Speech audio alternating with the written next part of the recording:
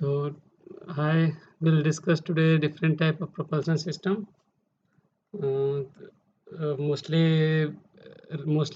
the types of screw propeller. There are so many different types of screw propellers, and then jet system, then paddle wheels, and Voice Schneider.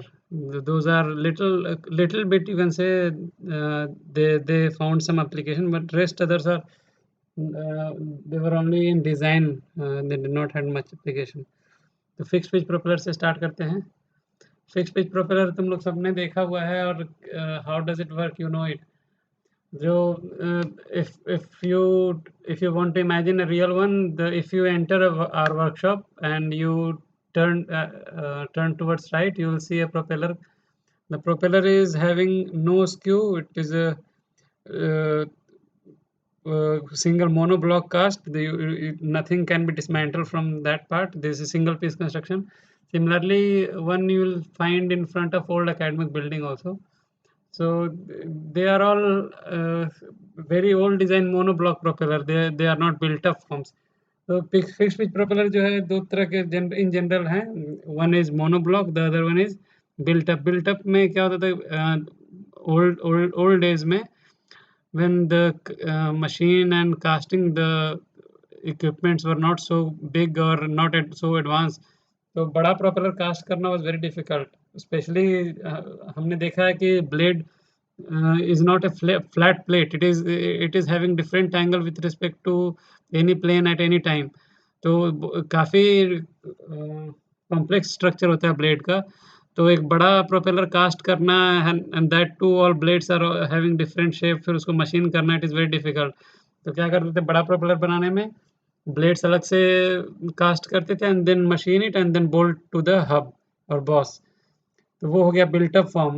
वो जो कह सकते हैं कि 30-40 years back तक they were in little bit in use, but after that they found no application. अभी पूरा का पूरा मोनोब्लॉक कंस्ट्रक्शन यूज़ होता है, single piece. Even the largest propeller if we see, they are somewhere about 130 tons, the bigger containers. 130 ton बहुत बड़ा size हो जाता है। प्रोपेलर का डायमीटर इज़ अबाउट 9.5 मीटर्स। तो वो भी 7 ब्लेड प्रोपेलर होता है, single piece casting, nickel, aluminium, bronze का मोस्टली सारा propeller.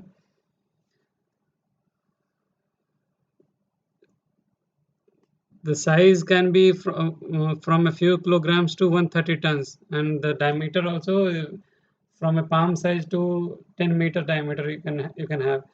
Normally non ferrous material use करते हैं। फेरस मटेरियल का सी में डिसएडवांटेज है कि कोरोसिव हो जाता है। Cast iron is not corrosive in sea water, इतना जल्दी कोरोड नहीं होता है। तो उसमें इसका फ़ायदा है कि कोरोजन से बचता है, and it is cheaper, but still not as durable as the one which is based on copper base। तो और सस्ता होता है हालाँकि। तो पहले क्या होता था ओल्ड टाइम में, larger ship used to have spare propeller on board. Deck पे एक जगह माउंट किया रहता था, एक एंकर और एक प्रोपेलर रहता था स्पेयर। अब स्पेयर प्रोपेलर पूरी लाइफ टाइम में यूज़ होगा कि नहीं, ये कोई सर्टेनिटी नहीं है। तो कई बार ऐसा होता था कि सिस्टर शिप्स में एक शिप पे प्रोपेलर है, एक शिप पे एंकर, ऐसा होता था। बट नॉर्मली से your ship is delivered in Japan, trade area है अमेरिका टू अफ्रीका। तो अभी इस बीच में अगर कहीं प्रोपेलर लॉस हो गया, तो the ship can not be towed to Japan, it is very difficult. तो उससे अच्छा है कि एक प्रोपेलर रख लिया कास्ट आयरन का बना के, it is cheaper also. But अभी के टाइम में ये सब प्रैक्टिस खत्म हो गया, क्योंकि अभी ट्रांसपोर्टेशन इतना डिफिकल्ट नहीं है। कंटेनर लाइनर जो चलता है 10 दिन 15 दिन में नॉर्मली पोर्ट्स टच कर लेता है। तो once the material is the spare propeller is ready for delivery at any port, the container ship will pick up and it will drop as and where necessary. तो आज के time पे ये इसका यूज़ खत्म हो गया है स्पेयर प्रोपेलर का। मटेरियल देखो, high tensile brass together with manganese and the other is nickel aluminium bronze. ये सबसे कॉमन है, निकेल एल्युमिनियम ब्रोंज। इन सब का एक खास प्रॉपर्टी है कि एक तो ये अपना जो सी वाटर का एनवायरनमेंट है, इसमें ये लोग कोरोड नहीं होता है। दूसरा इसमें इनमें इरोजन रेजिस्टेंट भी होता है, जो पानी में इरोजन होता है कैविटेशन की वजह से, उससे भी उस नेचर में भी ये थोड़ा रेजिस्टेंट होता है काफ़ी। प्लस फटीग स्ट्रेंथ बेटर होता है। ये सब है। This is most common one, nickel aluminium bronze. Smaller propellers can be of synthetic material like polymer and carbon fibre. Carbon fibre जो है छोटे बोट्स में, प्लेजर बोट्स में पॉपुलैरिटी गेन कर रहा है नाउअडेज।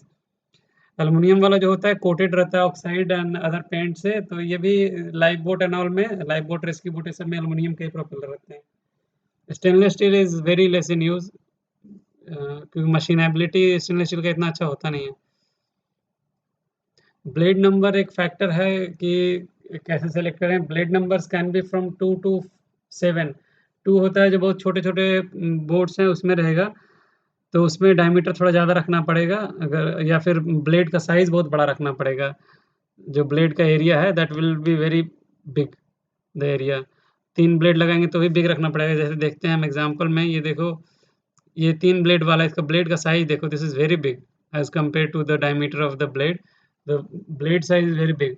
अगर 2 लगाते तो इसको और बड़ा करना पड़ता, या फिर दूसरा ऑप्शन है कि ब्लेड को लंबा-लंबा बनाएँ तो भी हो सकता है। लंबे ब्लेड हालाँकि ज़्यादा एफिशिएंट होते हैं, but the clearance, if you do not have much clearance here, तो नहीं यूज़ कर सकते बड़ा-बड़ा ब्लेड्स। ज़्यादा ब्लेड यूज़ करते हैं अगर, if the number of blades are more, तो वाइब्रेशंस और नॉइज़ थोड़ा कम हो जाता है, एंड द वॉर्टेक्स फॉर्मेशन और ये कैविटेशंस भी कम हो जाता है। तो and if you have 2 blade and 1 blade can transmit 10 Newton's of thrust, 3 blade में 30 न्यूटन आता है। तो ज़्यादा ब्लेड रखने से हमको ये भी एडवांटेज मिलता है कि ज़्यादा थ्रस्ट हम ट्रांसमिट कर सकते हैं विद इन सिमिलर डायमीटर। अगर 10 मीटर का एक 3 ब्लेड वाला है और 10 मीटर में एक 4 ब्लेड वाला है, तो 4 ब्लेड वाला ideally will give higher thrust, not 4/3 times, but still will have higher thrust. तो इस तरह से ब्लेड नंबर सेलेक्ट करते हैं। ये है बल्क कैरियर करना। ऑर्डिनरली बल्क कैरियर, टैंकर और गैस कैरियर सब में 5 blade propellers are in very common use. इसमें स्क्यू नहीं है इस ब्लेड में, अगर हम देखें there is hardly any skew. ये देखो एंगल, जो देखो नीचे में कितना ज़्यादा है यहाँ पे, एंड यहाँ पे कितना कम है विथ रिस्पेक्ट। अगर ये प्लेन, इसका डिस्क का प्लेन जो सर्कुलर प्लेन है, इसमें हम इसके रिस्पेक्ट में चेक करें एंगल, तो इसका एंगल बहुत ज़्यादा है बॉटम में, ऊपर में कम है। क्योंकि हमने क्या देखा था, pitch equal to 2 pi R tan theta होता है, और 2 पाई आर टैन थीटा में जैसे-जैसे रेडियस बढ़ेगा, अगर थीटा अगर सेम रहेगा तो pitch will keep increasing which is not desirable. अगर वैसा वैसा हो जाएगा तो क्या होगा कि ये वाला पार्ट कम मूव करना चाहेगा और ये वाला ज़्यादा। ये अगर पूरे शिप को अगर अपने हिसाब से मूव कराता है, then this will be still acting as a resistance. This will not give any thrust to the ship. This will be creating a resistance only. तो ऐसा है कि सारा elements must move in the similar manner. Ideally they should move in similar manner. तो pitch बराबर रखने के चक्कर में we have to keep the angle different at each position. तो 2 pi R tan theta equal to P करते हैं अगर, तो जैसे-जैसे रेडियस बढ़ेगा तो थीटा विल कीप रिड्यूसिंग। तो इस हिसाब से डिज़ाइन करते हैं। Although it is not, the pitch is not same from bottom to top because of the variable wake field. Wake field सब जगह डिफरेंट-डिफरेंट होते हैं। यहाँ पे पानी का फ्लो अलग होता है, यहाँ पे पानी का फ्लो अलग होता है, यहाँ पे अलग होता है। तो इट इज़ मोर एम्पिरिकल। जब ये सब ट्रायल बेसिस पे बनाते हैं, ये नहीं है कि ये कैलकुलेशन से एग्जैक्टली सब कुछ निकल आएगा। तो ये ट्रायल ट्रायल ट्रायल पे ही इसका रिजल्ट आता है। और एक प्रोपेलर डिजाइन होगा, it will run for very long, उसका डिजाइन बहुत दिन तक चलेगा।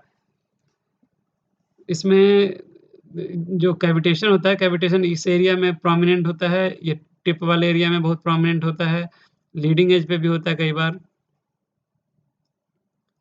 ये है, इसका देखो पिच ज़्यादा है और ब्लेड का साइज़ बहुत बड़ा है, तो 3 ब्लेड में भी बहुत इक्वल। अगर 3 ब्लेड छोटा-छोटा वाला होता, उसके कंपैरिज़न में it will have very high thrust. तो ये छोटे जहाज का है, छोटे बोट का है, petrol craft runs at very high speed, उसके लिए है। तो ये बहुत ज़्यादा थ्रस्ट ट्रांसमिट करता है, तो ये ज़्यादा स्पीड में चलेगा। जैसे all this kind of boats are in use for navy, like coast guard and navy, they use it. यहाँ पे देखें 2 प्रोपेलर्स, एक प्रोपेलर इधर है, एक प्रोपेलर इधर है, एक सिंगल रडर है इसमें। ये जो ये वाला है, here you can see the number of blades are 7 and it has some skew also। ये वाला डिजाइंड है कंटेनर्स के लिए मोस्टली, और बड़े जहाज़ों के लिए। दिस इज हैविंग वेरी, ये मॉडरेट स्क्यू है। और ये वाला जो वेरी हाई स्क्यू, इसमें देखो कितना ज़्यादा ट्विस्टेड है। इसमें क्या होता है कि जो इस हम जब ये कैविटेशन पढ़ेंगे तो कैविटेशन में क्या होता है, कैविटी जब बबल्स डेवलप होता है वो इस पाथ को फॉलो करेगा। इस वाले केस में क्या होगा कि इतना ज़्यादा कैविटेशन होगा कि it will not implode on any of the part of the blade, it will come and collapse somewhere in the stream of water. तो हार्म नहीं करता है उसको, ब्लेड्स को। And the wake flow is different, यहाँ पे 0.9 है, यहाँ पे 0.8 है, यहाँ 0.1 है, ऐसा डिफरेंट डिफरेंट है। तो ब्लेड अगर 0.9 से सीधे 0.1 में जंप करेगा तो थ्रस्ट में वेरिएशन बहुत ज़्यादा आएगा। तो ब्लेड पे जो थ्रस्ट है कभी बहुत ज़्यादा रहेगा, कभी कम रहेगा, तो उससे फटीग का भी चांसेस आएगा एंड वाइब्रेशन बहुत होगा। तो उसको अवॉइड करने के लिए क्या करते हैं, ब्लेड ऐसा बनाते हैं कि ब्लेड का कुछ हिस्सा ज़्यादा वेक फील्ड में है, कुछ कम है, तो बहुत बड़े एरिया में प्रेजेंट है, तो थ्रस्ट है मोर और लेस हमेशा सिमिलर रहता है, डज नॉट वेरी मच। तो जो ऑसिलेटिंग थ्रस्ट नहीं आता है एक-एक ब्लेड पे। कैविटेशन का अगर देखें फिक्स्ड पिच प्रोपेलर में ही एक सुपर कैविटेटिंग प्रोपेलर होता है। तो सुपर कैविटेटिंग के लिए देखते हैं कैसे काम करता है। ये जो है नॉर्मल प्रोपेलर है जो स्लो स्पीड में चलता है and you don't have any cavitation here. क्यों? क्योंकि इसमें देखें स्ट्रीमलाइन फ्लो जो स्टार्ट हुआ है, streamline flow even on the blade it is not separating anywhere. तो ये कंटिन्यूअसली फ्लो है स्ट्रीमलाइन में, तो there is no separation, no cavitation. इस केस में क्या है कि एंगल ऑफ अटैक बढ़ गया, एंगल ऑफ अटैक बढ़ गया तो यहाँ पे ज़्यादा लो प्रेशर क्रिएट होने लगा। इधर लिफ्ट होता है, इधर लो प्रेशर क्रिएट होता है, इधर हाई प्रेशर क्रिएट होगा। लो प्रेशर का अमाउंट बहुत ज़्यादा हो गया तो इधर सेपरेशन होना स्टार्ट हो गया। That is the bubble formation. Bubble formation कैसे होगा? जो इसका प्रेशर इतना कम हो गया कि इस टेम्परेचर पे वाटर स्टार्ट्स बॉइलिंग। अगर 35 डिग्री या 32 डिग्री है, 32 डिग्री पे water starts boiling, you can से। और उस कंडीशन में क्या होगा कि वाटर अगर बॉयल करने लगे और प्लस इंट्रैप्ड एयर भी होता है, एयर भी रिलीज हो जाता है साथ में, तो वो सब मिलके एयर बबल्स बनाएगा and as they proceed towards this side, तो जो प्रोफाइल हमने देखा है नेगेटिव प्रेशर का, यहाँ पे बहुत ज़्यादा होता है, इधर धीरे-धीरे कम होता है। इस साइड में क हायर प्रेशर है कंपैरेटिवली, तो जैसे इधर आएगा कोलैप्स हो जाएगा यहाँ पे प्रेशर से कोलैप्स होगा तो यहाँ पे पिटिंग हो जाएगा इस सब एरिया में। It will create harm. Blade बहुत जल्दी यहाँ से वियर आउट हो जाएगा एंड ब्लेड जैसे-जैसे रफ होता जाएगा तो फ्रिक्शनल रेजिस्टेंस बढ़ता जाएगा ब्लेड का, तो पावर कंजम्पशन बढ़ता जाएगा। तो इस ची या तो बिल्कुल भी कैविटेशन ना हो, ऐसा हो, या तो हो तो इतना ज़्यादा हो कि ये कोलैप्स जो हो रहा है इस पे हो ही ना। इसके लिए क्या करेंगे कि जो टर्बुलेंस यहाँ पे ये जो सेपरेशन स्टार्ट हुआ था, हम इतना ज़्यादा सेपरेशन कर दें पूरे एरिया में कि कहीं पे ये सब जगह लो प्रेशर ही रहे और वो फॉर्मेशन कोलैप्स होना स्टार्ट ना हो।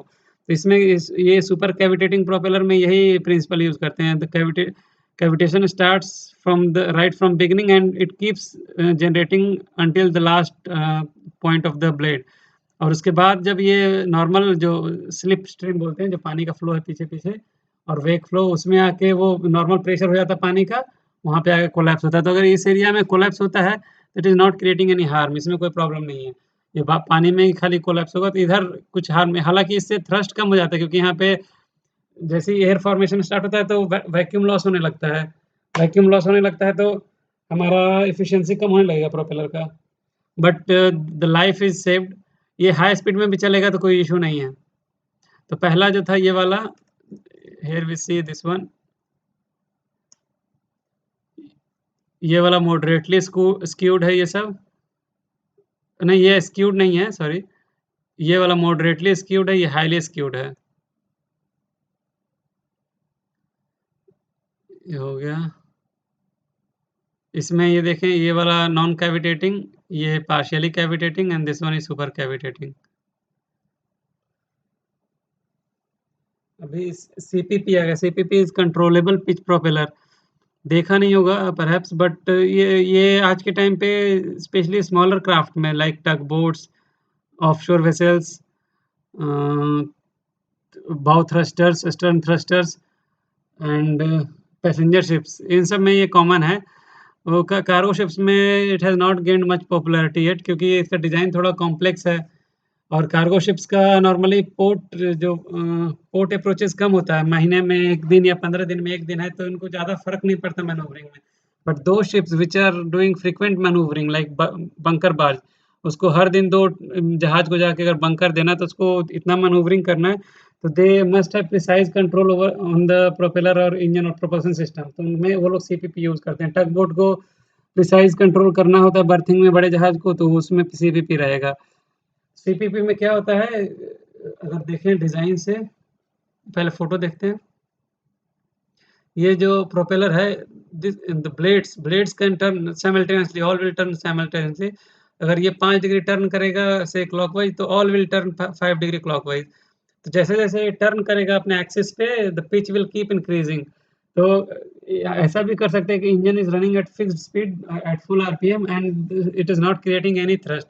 व्हाई? बिकॉज़ जब ज़ीरो पिच कर दिया, तो जो पानी इंसिडेंस वाटर है, that is coming on the बोलते हैं zero lift line on the blade. Zero lift line पे आएगा तो there is not no lift is created. तो ये ऐसे ही फ्रीली चलता रहेगा, जहाज़ अपनी जगह पे स्थिर रहेगा। As you give the pitch 1 degree, 2 degree जैसे-जैसे देते जाएँगे, the ship will start moving. तो इसमें कई बार ऐसे ऐसे इंजनों में क्या होता है कि since the shaft is running continuously, you can have a generator on it. तो हमारा एक एडिशनल इंजन का झंझट खत्म हो गया, ऑक्सिलरी इंजन का। तो जो छोटे-छोटे शिप्स हैं, like bunker barge and all, तो उन या फिर जो फीडर शिप्स बोलते हैं, जो स्मॉलर पार्सल कैरियर है, जो छोटे-छोटे जहाज़ बड़े जहाज़ के कार्गो लेके and they go to the inner terminals और in the rivers, tankers and gas carriers. तो उनके वो जब अलोंग साइड हो भी जाते हैं बड़े जहाज़ के शिप टू शिप ऑपरेशन के लिए, they keep their propeller running and they generate power from they take electricity from the same shaft generator. तो वो उनका इंजन बंद नहीं होता कभी, जब भी उनको चलना होगा, सेल करना होगा, they will just give a pitch and the ship will start moving. तो फ्लेक्सिबिलिटी काफ़ी है इसमें, बट यही है कि the propeller and the actuation mechanism is little complex. तो रिडंडेंसी, तो वो कॉम्प्लेक्सिटी बढ़ जाता है, बट अगर इंजन के व्यू से देखें, तो इंजन के लिए बड़ा अच्छा है। Engine always runs at full RPM, तो ये इंजन का लाइफ और जो कंबशन प्रॉपर्टीज़, ये सब बेटर रहेगा। स्टार्टिंग स्टॉपिंग नहीं करना पड़ता है, तो फेलियर के चांसेस नहीं है कि बर्थिंग के टाइम पे सडनली इंजन फेल हो गया, फेल टू स्टार्ट, वो सब इश्यूज़ नहीं है। तो लेट्स सी नाउ, तो जैसे बाकी प्रोपेलर, जो फिक्स्ड पिच प्रोपेलर है, उसमें हम लोग खाली आरपीएम चेंज कर सकते हैं, इसमें हम पिच भी चेंज कर सकते हैं, आरपीएम भी चेंज कर सकते हैं, तो दोनों वेरिएबल हमारे पास है। साथ में शाफ्ट जनरेटर लगा दिया, तो पावर जनरेशन भी होगा। हाँ, जो वारशिप्स है, वारशिप्स में मल्टीपल इंजन्स होते हैं, 2-3, लाइक एक बड़ा है और 2 छोटे टरबाइन्स हैं। तो अगर हमको स्लो स्पीड में चलना है, तो उस टाइम पे you don't need all 3 propellers to turn simultaneously. तो क्या करते हैं, 2 प्रोपेलर को ऑफ कर दिया and 1 is running. Now when 2 engines are stop, तो ब्लेड्स जो है उसका, अ, ये तो अगर देखें शिप इज़ मूविंग, ब्लेड तो एक रेजिस्टेंस क्रिएट करेगा, क्योंकि ये ट्रांसवर्स वे में अरेंज्ड रहता है। तो ये रेजिस्टेंस बहुत हेवी रेजिस्टेंस होता है, क्योंकि ये तो इस तरह से डिज़ाइन नहीं है कि पानी का फ्लो को अपने बगल से आराम से स्ट्रीमलाइन फ्लो पास कर ले। तो उस केस में क्या होगा, बहुत ज़्यादा रेजिस्टेंस क्रिएट करेगा। तो इफेक्टिवली 2 इंजन बंद करके भी हमको बहुत ज़्यादा फ्यूल वेस्ट करना पड़ेगा। तो उस कंडीशन में क्या करते हैं, फीदरिंग डिज़ाइन बोलते हैं, फीदरिंग डिज़ाइन प्रोपेलर। उसमें फीदरिंग पोज़ीशन में क्या होगा कि ब्लेड जो है ट्रांसवर्स वे में जो अरेंज्ड है, टर्न होके it will uh, become arranged in longitudinal direction. That is, the leading edge will be in the forward and the trailing edge will be in aft. तो straight हो जाएगा। अगर if you see from behind, you will see a vertical line only or horizontal line. You will not see a complete blade. Blade only you will see if it is turned further. तो ऐसे उस condition में you will see only a line. तो drag जो जो resistance है, that will be very less. तो फीदरिंग वैसे जिसमें मल्टीपल प्रोपेलर्स है, उसमें ऐसा ज़ीरो फीदरिंग पोज़ीशन पे जाता है, एल्स यू डोंट हैव फीदरिंग, जिसमें एक ही स्क्रू प्रोपेलर है, उसमें कोई झंझट नहीं, ये सब नहीं होता। सिमिलरली अगर एक जहाज़ को टो करना है, तो उसमें भी अगर फीदरिंग होगा, तो टो करने में भी तुम रेजिस्टेंस काफ़ी कम लगेगा and easily can be towed. Since इसके जो एक्चुएशन मैकेनिज़्म है, वो हब में ही फिटेड है, तो उसकी वजह से हब तो कॉम्प्लेक्स होगा, बड़ा होगा। इसका हब जो है साइज़ में अगर देखें, तो 0.5 डी तक, मतलब अगर डिस्क पूरा प्रोपेलर डिस्क का डायमीटर डी है, तो उसका हाफ साइज़ तक चला जा सकता है बॉस का size. Usually up to 0.32 D, but can reach up to 0.5 D also. Whereas in the fixed pitch propeller, it is about maximum a quarter of diameter of the disc, not more than that. तो ज़्यादा बड़ा अगर ये boss होगा, तो हमारा effectiveness कम होता गया ना ब्लेड का। प्लस कैविटेशन ज़्यादा होने लगता है अगर वो सेंटर में हब बड़ा हो गया तो। अभी इसका वर्किंग प्रिंसिपल देखें, this is the tail end shaft. Tail end shaft जो है टर्न करेगा, इधर इस साइड में इंजन कपल्ड है। ये इंजन शाफ्ट है, intermediate shaft and then engine will turn the shaft. इधर प्रोपेलर बॉस माउंटेड है, इसमें ब्लेड्स है, this will rotate. Now how you will know the pitch is 0 और मैक्सिमम व्हाटएवर, तो उसके लिए क्या है, कैसे चेंज करेंगे? ये एक पिस्टन है, ये एक पहले देखें बाहर आउटसाइड में एक रिंग है। This ring is separate from the shaft and this ring will not rotate. This is a fixed ring. The shaft will rotate inside this ring. अभी ये रिंग में रोटेट करेगा। इस रिंग में यू हैव चैनल्स स्लॉटेड, पूरा सर्कमफरेंशियली channel slotted, यहाँ पे भी, यहाँ पे भी सर्कमफरेंशियल ग्रुप बना हुआ है। तो अगर इससे हम ऑयल फिल करते हैं तो उस ग्रुप में पूरा प्रेशराइज होकर फिल हो जाएगा एंड उसके सामने हमेशा ये वाला होल आएगा किसी पोजीशन पे, तो इससे oil will enter this side. Similarly यहाँ से ऑयल निकल के इधर आएगा। नाउ प्रेशर से जब ऑयल आएगा तो it can leak from sides, इसके लिए यहाँ पे सीलिंग स्ट्रिप्स होगा, कुछ ना कुछ सीलिंग मैकेनिज्म रहेगा। सिमिलरली इन बिटवीन आल्सो, यहाँ का ऑयल डायरेक्टली इधर कम्युनिकेट ना करे तो इधर भी रहेगा ceiling strips. Now you apply pressure from this side, the piston will start moving towards right. अब इधर से ऑयल बाहर आएगा एक रिटर्न में, तो as the piston moves towards right, ये whole shaft will, the pull push rod जो है, this will starts moving right towards right. ये गाइड बेरिंग्स हैं, जो ट्रायंगल ट्रायंगल दिखा, दिस आर ऑल बेरिंग्स, तो ये इनको सपोर्ट करके रखेंगे इन एक्सिस। जब ये मूव करेगा टुवर्ड्स राइट, तो ये जो स्क्वायर पिन है, ये जो ब्लॉक है, ये भी इसके साथ मूव करेगा। इसके साथ मूव करेगा तो this is attached to this pin. ये जो पार्ट है circular part, this is free to rotate in a central axis, ये अपने एक्सिस पे रोटेट कर सकता है और इस पे ब्लेड माउंटेड है। तो ये ब्लेड जो है इसके साथ है तो टर्न हो सकता है सेंटर के अबाउट। जब ये टर्न करे, अगर इसको हम, ये जो पिन है, this pin is eccentric from centre, this is not at the centre.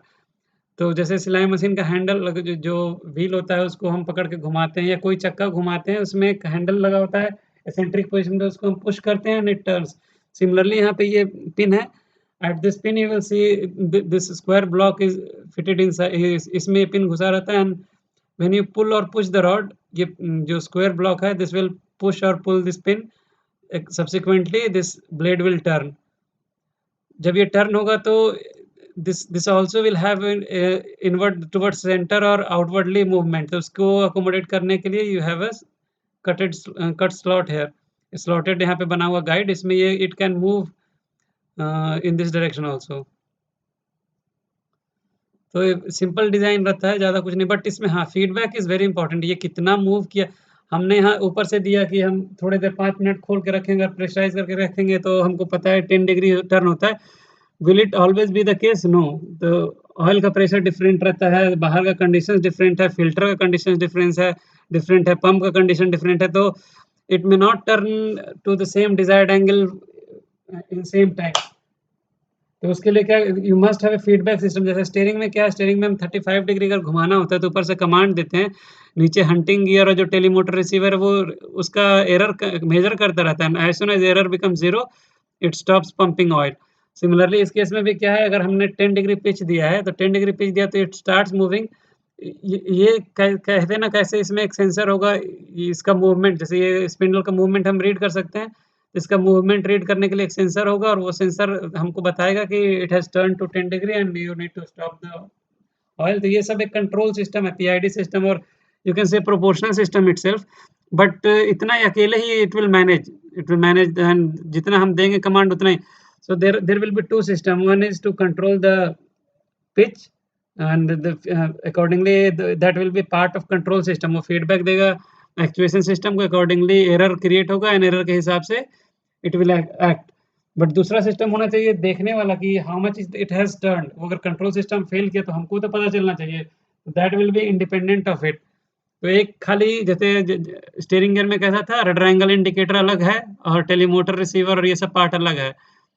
तो रडर एंगल इंडिकेटर का कंट्रोल सिस्टम से कोई मतलब नहीं है, काम कर रहा है नहीं कर रहा है, it will just show the rudder angle. Similarly इसमें the pitch indicator will show you only the pitch, जबकि जो फीडबैक जो दे रहा है उसको कंट्रोल सिस्टम के, that is the part of actuation system, वो एक्चुएशन में हेल्प करेगा और एरर मेजर करने में।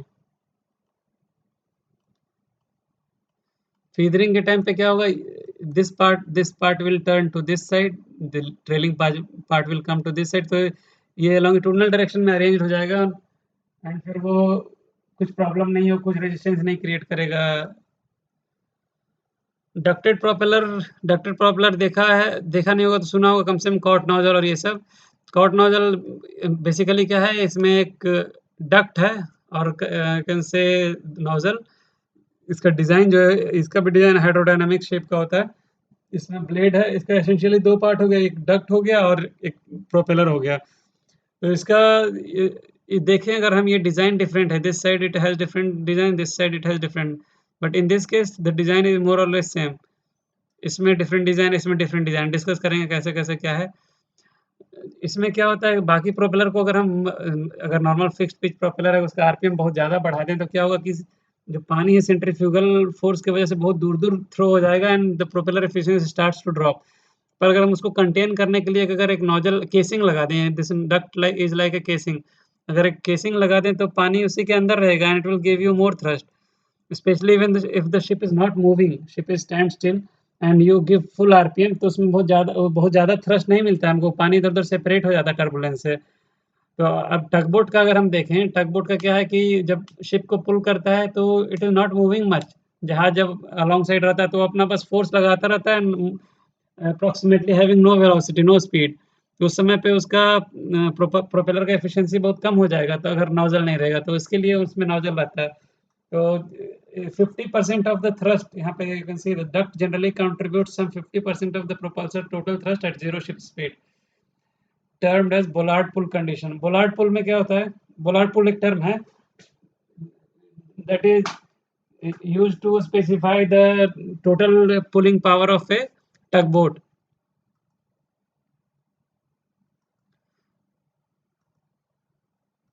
तो टगबोट का पुलिंग पावर कैसे कैलकुलेट करते हैं, टग को एक रस बोलार्ड में या बिट में जेट्टी से बांध दिया and they will start having maximum thrust. उस समय जो रोप में जितना टेंशन आएगा that is a bollard pull. तो वो फोर्स इसलिए इम्पोर्टेंट है कि जब जहाज को पुल करता है टगबोट, तो रस्सी का स्ट्रेंथ हमेशा उसके स्ट्रेंथ से ज़्यादा होना चाहिए, बोलार्ड जितना उसका मैक्सिमम पुलिंग स्ट्रेंथ है। अगर टगबोट का स्ट्रेंथ पुलिंग स्ट्रेंथ 90 टन्स है तो रोप का strength must be more than 90 tons, और if you do not have more than 90 ton, then you have to direct them that you cannot pull more than 60 tons because we don't have any rope stronger than 60 tons। तो ये सब पहले communication में handing over में आ जाता है written में। इसका और भी एडवांटेज क्या-क्या है कि जब ये say the ship is flying in freezing freezing sea condition, तो अटलांटिक वगैरह उधर नॉर्थ अटलांटिक ये सब में चलेगा विंटर में और कैनेडियन लेक्स में, तो प्रोपेलर बहुत डैमेज होता है आइस में हिट करने से। तो उसको प्रिवेंट करने के लिए बाहर से अगर ये डक्ट लगा दिया तो डायरेक्टली हिट नहीं करेगा, प्लस कोई रोप से एंटेंगल होने से काफ़ी बचता है, प्लस कोई फ्लोटिंग डनेज आ गया, वुड ये सब आता है, वुड का कोई फ्लोटिंग वुड है सी में तो उससे डैमेज हो सकता है, वो सब से बचाता है। This is it is very helpful. ये वाला जो है the term if you see accelerating, decelerating, ये वाला हैनन स्लॉटेड डक्ट है और ये वाला डिसेलरेटिंग है, ये पुश पुल टाइप है। तो देखते हैं क्या डिफरेंस है। इसको एक्सेलरेटिंग क्यों बोलते हैं? क्योंकि हम 2 फ्रेम कंसीडर करते हैं कि ये वाला लाइन इसको ए बोलते हैं और A section which is ahead of the propeller, little bit ahead, तो ये वाला सेक्शन हम बीबी कंसीडर करते हैं। बीबी सेक्शन और ये वाला ए सेक्शन। तो बीबी सेक्शन जो है, अहेड वाला सेक्शन जो फ्रॉम फॉरवर्ड साइड वाला जो सेक्शन है, उसका एरिया ज़्यादा है। यहाँ पे देखें, अगर ये डायमीटर ज़्यादा है तो एरिया भी ज़्यादा होगा। Here the diameter is laser, तो एरिया भी लेस होगा। अब जो पानी इसमें पास हो रहा है, पानी वाटर इज़ इनकम्प्रेसिबल, तो सेम अमाउंट फ्लो होने के लिए if area is reducing velocity has to increase. A1 V1 equal to A2 V2 होता है मास फ्लो कंजर्वेशन के हिसाब से। तो A1 V1 A2 V2 करेंगे तो अगर एरिया छोटा हो गया तो वेलोसिटी बढ़ जाएगा, वेलोसिटी बढ़ जाएगा तो means the water is accelerating, इसलिए इसको एक्सेलरेटिंग डक्ट बोलते हैं। बट इसका डिसएडवांटेज है, ये अहेड में बड़ा अच्छा फीचर्स दिखाता है बट एस्टर्न में does not give very good efficiency. इस वाले में अगर देखें, इसका जो एरिया है ऑलमोस्ट सिमिलर डिज़ाइन है, हेड स्टर्न दोनों में सिमिलर टाइप का चलता है, तो इसको पुश पुल बोलते हैं, पुश पुल। इसमें ना एक्सेलरेट होता ज़्यादा ना डिसेलरेट होता है, तो both way it has similar property. ये वाला है, इसको डिसेलरेटिंग बोलते हैं, क्योंकि यहाँ पे देखो, यहाँ पे डायमीटर जो है कम है as compare to this area. तो यहाँ पे डायमीटर कम है, तो यहाँ पे स्पीड ज़्यादा था, और यहाँ पे डायमीटर ज़्यादा है, तो स्पीड विल रिड्यूस। तो स्पीड इज़ रिड्यूसिंग, इसको डिसेलरेटिंग बोलते हैं। ये हैनन स्लॉटेड जो है नॉर्मल जो एक्सेलरेटिंग डक्ट है, इसी इसी का डिज़ाइन है, बट इसमें एस्टर्न में एफिशिएंसी बढ़ाने के लिए यहाँ डक्ट बना देते हैं। तो जो वाटर पुल करने के लिए it will assist and it will give you better efficiency. नाम ये चारों के याद कर सकते हो। If at all you have to explain, you draw it, and 2-2 4-4 line लिख दोगे तो सफिशिएंट है। इनका यूज़ देखते हैं कहाँ-कहाँ होता है। ये वाला एक है जो बहुत ही कम ही होता है, जेट टाइप थ्रस्ट मारता है काफ़ी, क्योंकि इसका देख रहे हैं प्रोफ़ाइल कैसा है। इसमें आगे-पीछे 2 वेन्स होते हैं, which is exactly in reverse direction, arranged in reverse, जैसा टरबाइन्स में होता है। Fixed nozzles and blade, nozzles fixed रहते हैं, but they are also designed like turbine wheel only, but वो फिक्स्ड रहता है। तो इसमें भी प्रोपेलर जैसे ब्लेड डिज़ाइन रहेगा, बट दे आर फिक्स्ड, और ये रोटर है, ये घूमने वाला है। ये स्टेटर है, ये स्टेटर है। तो इससे जो है क्या बोलते हैं, अपना इंसिडेंट वाटर का जो एंगल है, एंगल ऑफ अटैक हम लोग कंट्रोल कर सकते हैं। बेसिकली अपने डिसाइडेड एंगल पे ही आएगा हमेशा, तो ज़्यादा एफिशिएंसी मिलेगा, प्लस डक्ट का भी फ़ायदा मिलेगा। डक्ट का फ़ायदा मिलेगा क्योंकि सेंट्रीफ्यूज से ज़्यादा बाहर नहीं जाएगा पानी, तो ज़्यादा आरपीएम पे ज़्यादा थ्रस्ट हम जनरेट कर सकते हैं, बट ये सब कॉमन है नहीं। ये जो डक्ट है, अगर जो हम पढ़ रहे थे, ये duct can be turn about this axis. अगर डक्ट को टर्न करेंगे तो क्या होगा, थ्रस्ट का डायरेक्शन चेंज होगा। जो पहले डायरेक्टली टुवर्ड्स आफ्ट फेंक रहा था water, that will start throwing water towards starboard or port side, then you will have moment, turning moment। तो उसके लिए क्या अरेंजमेंट देखते हैं यहाँ पे। ये पार्ट देखो, ये जो डक्ट है, duct is supported at this bearings. तो duct can be turn using steering और समथिंग। यहाँ पे देखें, एक्चुअल में यहाँ पे पिन है, यहाँ पे पिन है, ये माउंटेड है, ऊपर एक स्टॉक पास करेगा, वहाँ पे एक स्टीयरिंग गियर जैसा रहेगा अरेंजमेंट, दैट में टर्न इट। इधर एक एडिशनल स्टीयरिंग है जो टेल स्टीयरिंग बोलते हैं। तो ये स्टीयरेबल डक्टेड प्रोपेलर है, तो इसमें हमारा रडर का पर्पस खत्म है। Rudder we don't need separate rudder, यहाँ लगा दिया है। इसका अपना फ़ायदा है कि जब भी इंजन विंजन फेल हो जाएगा ना, तो शिप इज़ मूविंग, तो you have still water flow at the blades, ये रडर, तो उस समय स्टीयरिंग के लिए काम आता है, इसलिए छोटा-सा लगा दिया जाता है। ये देखो नॉन स्टीयरेबल टाइप है, इसमें डक्ट फिक्स्ड है, and the propeller is CPP. इसमें ये एज़ीपॉड और एज़ीमुथ थ्रस्टर बोलते हैं, टग बोट में और बंकर बार जैसा सब यूज़ करते हैं इसमें।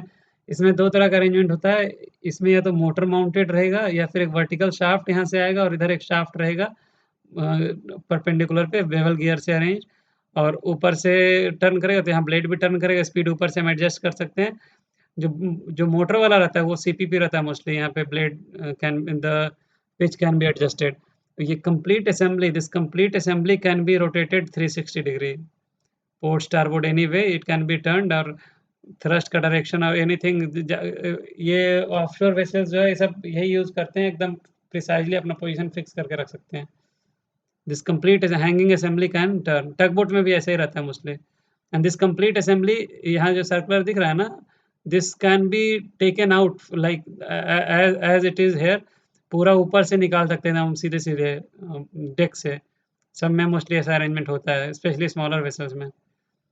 पैडल व्हील जो है, पैडल व्हील एक्सटिंक्ट हो गया आज के टाइम पे। पैडल व्हील पहले चलता जब स्क्रू प्रोपेलर्स नहीं आए थे, तब पैडल व्हील बहुत ज़्यादा रिलायबल माना जाता, रिलायबल था भी। ओनली पार्ट वाज़ दैट कि इसका साइज़ बहुत बड़ा होता था, and efficiency was not as as high as in the case of propeller. Propeller में, स्क्रू प्रोपेलर में एक फ़ायदा ये भी था, है कि उसके लिए हमारा ब्रेड्थ-वेड्थ को कुछ कॉम्प्रोमाइज़ नहीं करना पड़ता है। खाली स्टर्न में थोड़ा-सा, तो स्टर्न एनीवे नैरो करना पड़ता है हमको हाइड्रोडायनामिक प्रॉपर्टीज़ के लिए। तो पैडल व्हील के केस में क्या होता था कि साइड-साइड में 2 पैडल व्हील लगाएँगे तो हमारा ब्रेड्थ तो लिमिटेड अगर है किसी कैनाल में कुछ में, तो 2-2 3-3 मीटर अगर दोनों साइड ये खा गया, तो हमारे जहाज का ब्रेड्थ का लिमिटेशंस हो गया, उससे ज़्यादा हम ब्रेड्थ नहीं ले सकते ज़्यादा। Plus if the ship is coming alongside the birth, तो पहले पैडल व्हील टच करेगा, तो जो मेन हल है that will stay apart from away from the jetty, तो कार्गो डिस्चार्जिंग में प्रॉब्लम्स होता है। इसका डिज़ाइन अगर देखें, ये बेसिक डिज़ाइन है जो फिक्स्ड पैडल बोलते हैं इसमें, फिक्स्ड फ्लोटिंग पैडल। इसमें वो ज़्यादा यूज़ होता था ऐसे जहाज़ों में जिसका ड्राफ्ट ज़्यादा चेंज नहीं होता है। जैसे पैसेंजर शिप्स हैं, उसका ड्राफ्ट ज़्यादा चेंज नहीं होगा। तो उसमें इस केस में क्या है, इतना ही सबमर्ज्ड रहेगा वाटर में, ये ऐसा टर्न करेगा तो ऐसे पानी को इस पुश करेगा इधर तो इसको भी फ़ोर्स मिलेगा, तो the whole assembly will move towards left side. But अगर इसको हम इतना सबमर्ज कर दें, ऐसे इन दिस केस अगर इतना सबमर्ज कर दिया हाफ ऑफ द ब्लेड, तो ये ब्लेड जो डाउनवर्ड टर्न कर रहा है, this is not giving you any forward thrust, but still it is creating resistance, क्योंकि पानी में मूव करेगा तो रेजिस्टेंस तो क्रिएट करेगा। Similarly this is not giving you any ahead thrust, but this is creating resistance, क्योंकि पानी में टर्न हो रहा है तो रेजिस्टेंस तो क्रिएट करेगा। तो ये सब एनर्जी वेस्ट कर रहा है ऊपर वाला एलिमेंट सारा। तो जैसे-जैसे या तो जैसे-जैसे ड्राफ्ट बढ़ता जा रहा है, हम पूरा पैडल को ऊपर शिफ्ट कर दें, व्हिच इज़ इम्पॉसिबल, क्योंकि इंजन के शाफ्ट से माउंटेड है। तो एक दूसरा डिज़ाइन होता था जिसको बोलते थे फीदरिंग डिज़ाइन, फीदरिंग फ्लोट डिज़ाइन, ये वाला है। इसमें क्या होता है, जैसे-जैसे ड्राफ्ट बढ़ता है ना, जैसे-जैसे लोड बढ़ता है तो ड्राफ्ट बढ़ता जाएगा।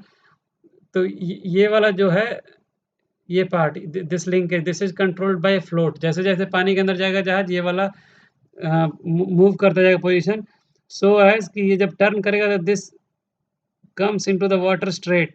तो ये कोई अगर स्ट्रेट ऐसे नीचे आएगा जैसे स्विमर हाथ, when a swimmer, a freestyle swimmer swims, you will see their hand enters the water very smoothly. They don't splash too much of water and they don't lose energy splashing water. Similarly, यहाँ पे ये जब पानी में enter करेगा, it will not create any disturbance on the surface. Not much, it will create, but not much. Similarly, this part when it comes out, it will not create any disturbance.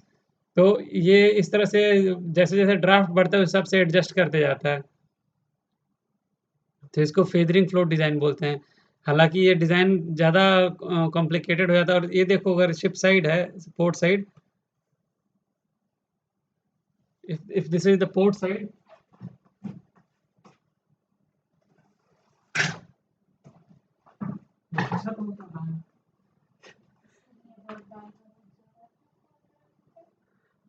if this is the port side hull, and you can see this is 2 meter 3 meter away from the hull. तो ये दोनों side 3-3 metre खा जाएगा तो 6 metre almost खत्म हो गया।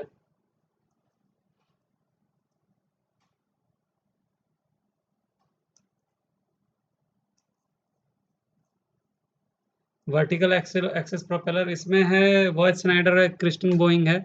Kristen Boeing is not in use much, Voith Schneider से भी कम पॉपुलर है। Voith Schneider itself is not popular. Let's see कैसा दिखता है Voith Schneider. If you see from bottom, ये ऐसा दिखता है, 2 प्रोपेलर है इसमें। तो इसमें देखो ये जो ब्लेड्स है, हाइड्रोफॉयल और एरोफॉयल बोलते हैं। This can turn about its axis, सब जगह घूम सकता है अबाउट इट्स एक्सिस। इसमें एक लीडिंग एज, एक ट्रेलिंग एज है। सब में ऐसा, और सब एक साथ घूमे, अगर सबको कमांड मिलेगा एक्चुएशन का तो सबको लिंकेज से कनेक्टेड है, सब एक साथ एक्ट करेगा। तो अगर ये वाला यहाँ पे आके टर्न होता है तो दूसरा वाला ब्लेड इधर आके वो भी टर्न हो जाएगा, तीसरा वाला जब यहाँ आएगा तो वो भी टर्न हो जाएगा, इस तरह से होता है। तो देखते हैं कैसे काम करता है। इसका फ़ायदा एक तो ये है कि हमको रडर और स्टीयरिंग गियर की अलग से ज़रूरत नहीं है, इससे सारा काम हो जाता है। पर ये है कि इसका डिज़ाइन थोड़ा कम्बरसम है, नीचे लटका रहता है काफ़ी ज़्यादा। ये देखते हैं, ये अगर अगर एग्ज़ाम में आता है तो यही सब डायग्राम बनाना है, वो बड़ा-बड़ा डायग्राम नहीं बनाना है। ये देखो न्यूट्रल पोज़ीशन में चल रहा है, it is rotating with speed, omega speed, and it is not creating any thrust. ये लीडिंग एज होगा, जो मोटा वाला पार्ट होता है नॉर्मली हाइड्रोफॉयल में, that is leading edge, and the thin part, the fine part is trailing edge. तो ये इसी डायरेक्शन में घूमेगा ऐसे एंटी क्लॉकवाइज़। नाउ इसका जो कंट्रोल ये लिंक्स है, 4 लिंक्स, इसको ऐसे शिफ्ट किया इस डायरेक्शन में। ऐसा जब शिफ्ट किया तो सबका पोज़ीशंस चेंज होगा, सबका पोज़ीशन इधर वाला जैसे-जैसे ब्लेड्स यहाँ पे आ गए थे, टर्न होता हुआ आएगा। तो जब और ये टर्न हो रहा है, तो now if it is turning like this, तो incident water will come from here. So this side you will have positive pressure, this side you will have negative pressure. Similarly, you see this is turning like this. तो पानी इधर से आ रहा है, you will have vacuum at this side positive pressure. तो overall lift will be in towards this direction. Lift इस direction में होगा, पानी इस direction में जाएगा। तो you see if it is fitted on the ship, it will move like this. Ship will move like this. दूसरे केस में देखते हैं, और ये देखो कि जब ये इस लिंक को इधर किया है तो इसके परपेंडिकुलर डायरेक्शन में वाटर का फ्लो है। सिमिलरली इस वाले केस में देखो, जब इधर कर दिया तो इसका वाटर का फ्लो ऐसा है। जैसे-जैसे टर्न करते हैं, अगर इधर कर दिया तो वाटर का फ्लो ऐसा है। इस केस में देखो, अगर इस एंगल पे टर्न किया तो थ्रस्ट ऐसा आ रहा है, तो ये ship will start to turn also. इस केस में देखो पूरा एस्टर्न चल सकता है। इस केस में साइड वाइज थ्रस्ट है पूरा-पूरा। ये लिंक ऐसा कर दिया तो water flow will be towards this direction, तो इसका थ्रस्ट इस डायरेक्शन में आएगा। इस वाले में देखें, इस वाले में 2-2 लगा है, ये 2 है। 2 है तो इसमें क्या होगा, ये दोनों काउंटर रोटेटिंग रहेंगे, एंटी क्लॉकवाइज़ घूम रहा है तो क्लॉकवाइज़ घूमेगा। तो इस तरह से कमांड दिया, इसमें इधर दिया, इसमें इधर दिया, तो इसका इधर मूवमेंट है, इसका अगर लॉन्गिट्यूडिनल एक्सिस में देखें तो it is giving a thrust in ahead direction. इसका देखें तो it is giving a thrust in eastern direction. तो ship will not move in longitudinal direction में, फॉरवर्ड मूवमेंट कुछ भी नहीं होगा। It will only create the turning moment कैसे क्रिएट करेगा? इसका एक कंपोनेंट फॉरवर्ड डायरेक्शन में हो गया, एक थ्रस्ट, पानी का फ्लो ऐसा हो गया, तो इसका थ्रस्ट देखें तो thrust will be towards stern, इसका थ्रस्ट टुवर्ड्स फॉरवर्ड रहेगा लॉन्गिट्यूडिनल डायरेक्शन में। अगर इस थ्रस्ट का अगर हम ट्रांसवर्स एलिमेंट देखें तो this is pushing it towards starboard, और ये वाला भी पुशिंग इट टुवर्ड्स स्टारबोर्ड। अगर इधर स्टारबोर्ड है, thrust will be towards starboard, तो पोर्ट जहाज जो है पोर्ट साइड अपने आप टर्न हो जाएगा, खड़े-खड़े एक ही जगह पे without having any forward movement. जो हम शिप ट्रायल में भी पढ़े थे, क्रैबिंग टेस्ट करते हैं उसको, ये बिना फॉरवर्ड मूव किए जहाज को टर्न करना, अनदर एबिलिटी, ये खड़े-खड़े एक ही जगह पे टर्न हो जाए। जेट प्रोपेलर्स में, jet propeller is much more in use than any paddle wheel or anyone, especially when you need very high speed। तो जैसे हाई स्पीड वाला क्राफ्ट क्या-क्या देखा है, जेट्स की जो होता है गोवा में और थाईलैंड में चलाते हैं, सी में, वाटर स्पोर्ट्स में, एडवेंचर स्पोर्ट। तो उसमें क्या होता है कि ऐसे ही एक हाई पावर इंजन होता है, एंड एक पंप होता है, axial pump, and axial pump will throw the water at very high speed. बहुत हाई स्पीड में अगर पानी को थ्रो करेगा तो एक तो थ्रस्ट मिलेगा, पर किसी भी थ्रस्ट से हम मैक्सिमम स्पीड कितना गेन कर सकते हैं? मैक्सिमम टू मैक्सिमम ये उतना हो सकता है कि जितना पानी का स्पीड है थ्रो का बैकवर्ड, उतना मैक्सिमम स्पीड अटेन कर सकते हैं। उससे ज़्यादा तो कभी भी रिएक्शन स्पीड नहीं आएगा किसी भी केस में। If the water thrown behind is only having 5 metre per second speed, तो जहाज आगे की तरफ कितना भी लाइट हो जाए, it can not move more than 5 metre per second. तो बाकी प्रोपेलर्स में क्या होता है, जो वाटर फ्लो है towards behind, towards aft is not very high speed, तो कितना भी थ्रस्ट दे देगा जहाज, कितना भी हल्का हो, you may not attain very high speed. जबकि जेट के केस में क्या है, जो वाटर थ्रो है फायर होज की तरह बहुत हाई स्पीड में निकलता है, तो you can attain very high speed. तो यही चीज़ यूज़ करते हैं हम रेस्क्यू बोट में, कैटामरान्स में, फिर अपना जेट स्की में। रेस्क्यू बोट में हाई स्पीड लगता है किसी-किसी में, तो उसमें बड़ा इंजन होता है, 4 cylinder turbocharged engine, and then you have pump. Arrangement देखें कैसा होता है, और कैविटेशन का कोई झंझट नहीं है, क्योंकि इसमें देखो क्या है, ब्रॉडली अगर देखें डिज़ाइन ऐसा होता है, ये स्टर्न पार्ट है, ये है इधर लेफ्ट साइड में बाव होगा, इधर से पानी सक करेगा, इधर प्राइम मूवर इंजन और मोटर है, एक शाफ्ट है, यहाँ पे पंप है, पंप में मल्टी स्टेज इम्पेलर्स होगा और एक्सियल प्रोपेलर जैसा मल्टी स्टेज प्रोपेलर्स होगा। यहाँ से पानी को इधर थ्रो करेगा, ये रिस्ट्रिक्टेड रहेगा, पैसे बहुत हाई स्पीड में पानी निकलेगा, दिस कैन बी गाइडेड। तो डिज़ाइन अगर हम देखें, एक्चुअल डिज़ाइन देखें तो ये ऐसा है, ये स्टर्न का पार्ट है, इधर से पानी लेगा ऐसा, यहाँ पे मोटर और इंजन लगा रहेगा, एक शाफ्ट से यहाँ पे पंप है इसके अंदर, वो टर्न करेगा। अब देखो यहाँ पर डायमीटर कितना है, यहाँ पे डायमीटर कितना है, तो ये जो नैरो पार्ट है थ्रॉटल किया हुआ, इससे बहुत हाई स्पीड में पानी निकलेगा, and you can turn this nozzle towards port and starboard. As you turn it towards port and starboard, you will get thrust in port or starboard direction as well, and forward direction में भी।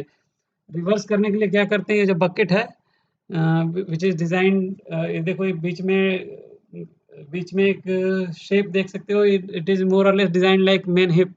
तो हिप्स जैसा design, इसमें जैसे पानी का flow आएगा, it is diverted towards both the direction, port starboard दोनों साइड में जाएगा ये बकेट की वजह से, and it will reverse the direction. तो जो पानी है, हाफ ऑफ द पानी will reverse from port side, and half of the water will reverse in the direction from starboard side, and ultimately the boat will stop very fast and start moving in reverse direction।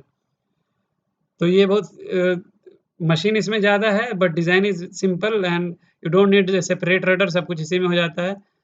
ये complete एक kit है, live rescue boat में set किया and your boat is very फ will become very fast unlike normal screw propeller. तो इसमें सबसे बड़ा एडवांटेज स्पीड का ही है। You can reach up to 45 knot speed. एक बार रीड कर लेना, रफ ब्रॉडली समझा दिया है, आई कैन अंडरस्टैंड नाउ।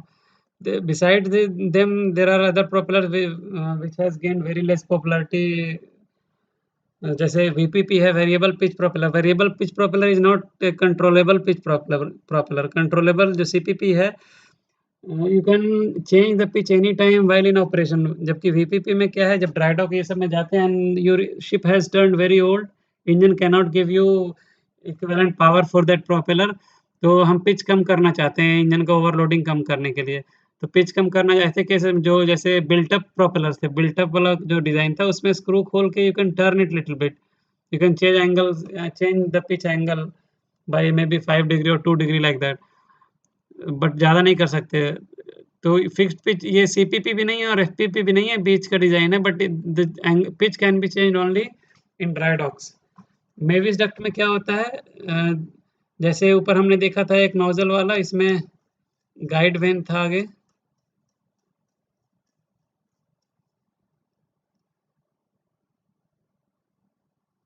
इस केस में जैसे गाइड है, ये सब गाइड वेन से प्रोपेलर के आगे to control the angle of attack. Similarly Mewis duct में भी ऐसा है, पहले ही swirl बना देता है वाटर का एंड एक प्रिसाइज एंगल ऑफ अटैक हमेशा रहता है बना हुआ, तो you get better efficiency. But ये भी ज़्यादा यूज़ नहीं है। इसमें क्या होता है, प्रोपेलर के आगे ही अगर 6 ब्लेड का प्रोपेलर है, you will have 6 blade when fitted ahead of the propeller, तो पानी का डायरेक्शन वो उल्टा डायरेक्शन में उसका पिच बना डिज़ाइन रहेगा।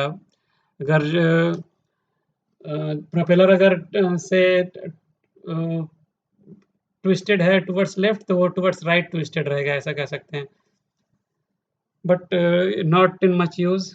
Propeller with boss cap fin. Propeller with boss cap fin में क्या होता है कि जो बड़े-बड़े प्रोपेलर्स हैं लार्ज डायमीटर, उसमें सेंटर में एफिशिएंसी बहुत कम हो जाता है सेंटर वाले पार्ट का। तो उसको बढ़ाने के लिए क्या करते हैं, जो प्रोपेलर नट के ऊपर एक कैप लगता है, उस कैप में भी फिन बनाते हैं वेरी हाई एंगल वाला। टैन थीटा उसमें थीटा बहुत ज़्यादा रहता है, तो पिच आ ही जाता है उतना इक्विवेलेंट।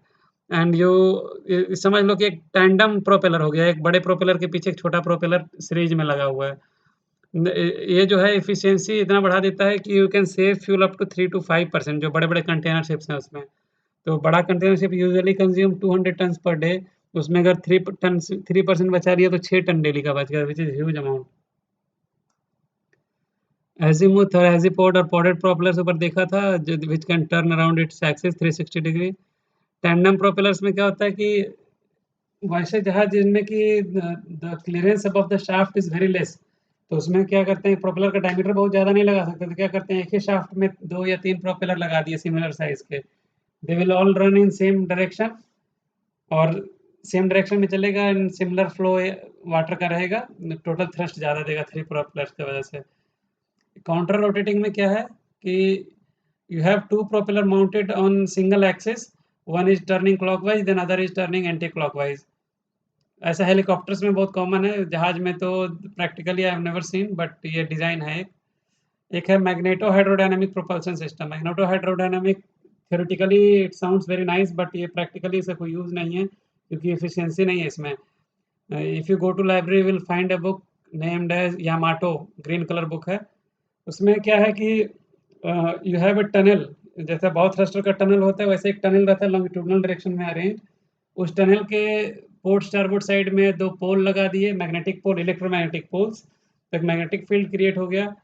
अभी यू नो कि एक मैग्नेटिक फील्ड में if you have a current carrying conductor in a magnetic field, if you have a current carrying conductor, it will experience a force.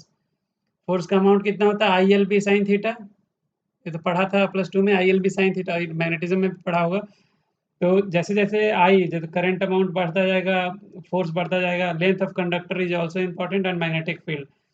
तो जो मैग्नेटिक फील्ड पोर्ट स्टारबोर्ड पोल लगाने से बन गया, एक मैग्नेटिक लाइन सेट हो गया towards from ports to starboard for example. Now you have 2 electrodes, one at top, one at bottom in the same tunnel. तो जो इलेक्ट्रोड अगर लगा दिया और उसमें हम करंट पोटेंशियल डेवलप करें बाहर से एक्सटर्नली, तो क्या होगा, the sea water is start acting like a conductor. अब ये कंडक्टर हो गया जिसमें the flow, the direction of current flow is from top to bottom और बॉटम टू टॉप कह सकते हैं। तो अभी इसमें क्या हुआ, आई का डायरेक्शन और आई एल का डायरेक्शन सेम ही हो गया और बी का डायरेक्शन दोनों परपेंडिकुलर है, तो sine theta will be 190 degree, दोनों परपेंडिकुलर एक दूसरे के। एंड जो इनका रिजल्टेंट आएगा will be along the longitudinal axis, तो इन दोनों के प्लेन में नहीं रहेगा। अगर एक्स और वाई में है दोनों, तो the product will be in Z axis. जो क्रॉस प्रोडक्ट पढ़ते थे हम लोग, डॉट प्रोडक्ट और क्रॉस प्रोडक्ट वेक्टर में, तो क्रॉस प्रोडक्ट रहेगा तो this will be the water conductor will start flowing towards stern और forward, towards after forward movement start हो जाएगा पानी का। अब वो पानी का मूवमेंट क्यों स्टार्ट हो रहा है, क्योंकि इलेक्ट्रिकली जो मैग्नेटिक फील्ड क्रिएट करके हम थ्रस्ट जनरेट कर रहे हैं, तो your boat will have reaction, reaction will keep your boat moving. तो यामाटो जो जहाज है, जापानीज यॉट है, design by design, it could not gain popularity, क्योंकि इसमें बहुत सारा फैक्टर्स है। वन इज की salinity, the sea water salinity is not same everywhere. तो जहाँ फ्रेश वाटर वहाँ पे there is no conductor only, कोई पर्पस नहीं रह गया इसका। Then the amount of electricity required to generate a magnetic field is tremendous, तो वो एक प्रॉब्लम है। Total overall the efficiency is not good, looks very scientific, but the purpose it does not serve the main purpose. हमारा purpose क्या है कि we consume less fuel to transport a cargo of certain amount from point A to point B with less minimum fuel। हमारा main M ये है, safely हमको minimum fuel में यहाँ से वहाँ पहुँचा देना है गिवन अमाउंट ऑफ कार्गो। तो वो हमारा अभी कन्वेंशनल प्रोपेलर, स्क्रू प्रोपेलर है, वही है सबसे बेटर। तो एक बार रीड कर लेना इसको, give you some questions from this.